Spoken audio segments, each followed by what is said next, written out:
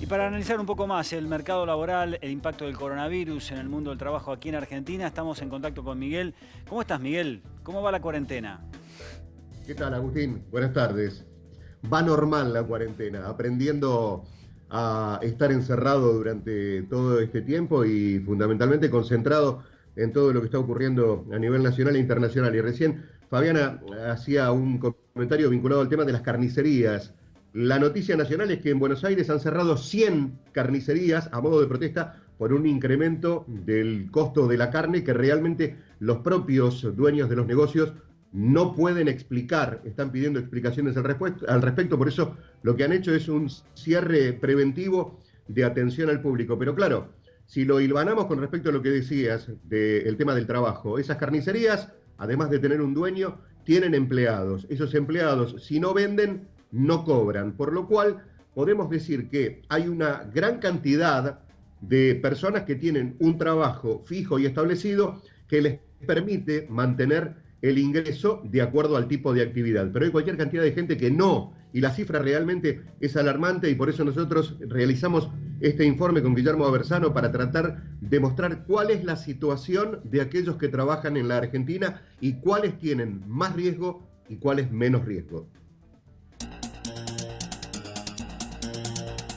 La retracción de la actividad económica es una de las consecuencias no deseadas de la pandemia de coronavirus.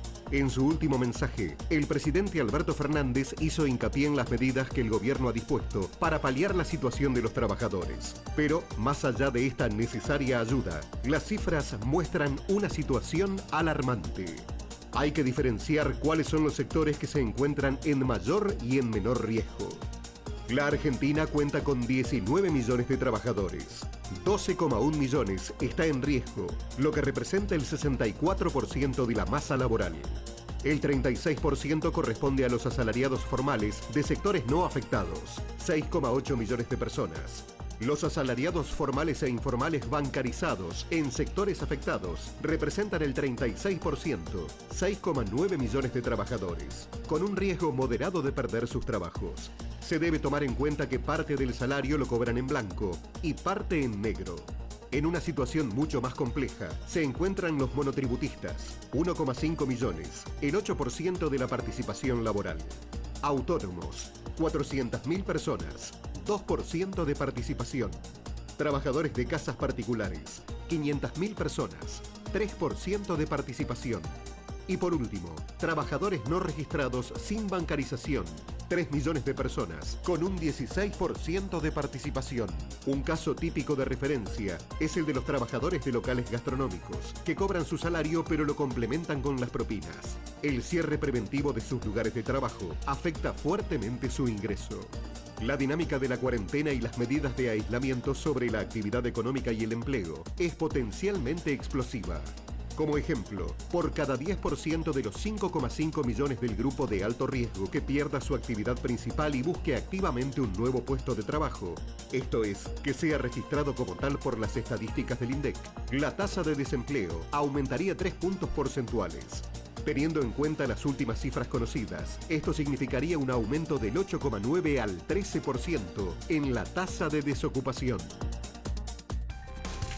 Asustan los números, Miguel, ¿no? Teniendo en cuenta el impacto que puede tener esta crisis en la economía argentina. Y es como si fuera una especie de situación planteada como complot, Agustín, porque por un lado el presidente de la Nación fue enfático en destacar el cuidado de la salud de los argentinos, pero claro, ¿qué pasa a medida que esta cuarentena se prolonga? Recién escuchaba a un infectólogo que forma parte del Consejo que acompaña a tomar decisiones al presidente Alberto Fernández, y él decía, olvídense de que la salida de la cuarentena va a permitir que, digamos, al otro día llenemos restaurantes o vayamos a ver un partido de fútbol. Esto va a ser absolutamente gradual, y este gradualismo se va a ver también en el comienzo del movimiento del comercio. Por ejemplo, vamos a tomar como referencia Bahía Blanca. Recién leía también la noticia de un conocido local gastronómico de la avenida Alem que por falta de gente tuvo que abrirle la cocina a los empleados para que hagan uso de ella porque no tiene cómo pagarle los sueldos. Bueno, esta situación, como te decía, parece un complot masón, por decirlo de alguna manera, es lo que nos permite ver que esta recuperación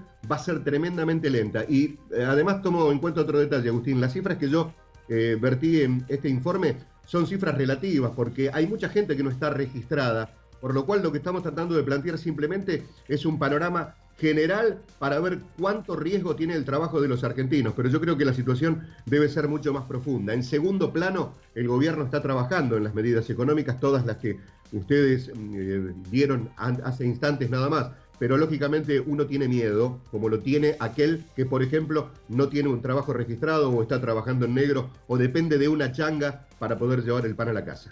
Seguro, Miguel. Bueno, es un tema que vamos a estar desarrollando ahora, cómo ayudar en esta circunstancia. Gracias por la participación, nos reencontramos en cualquier momento.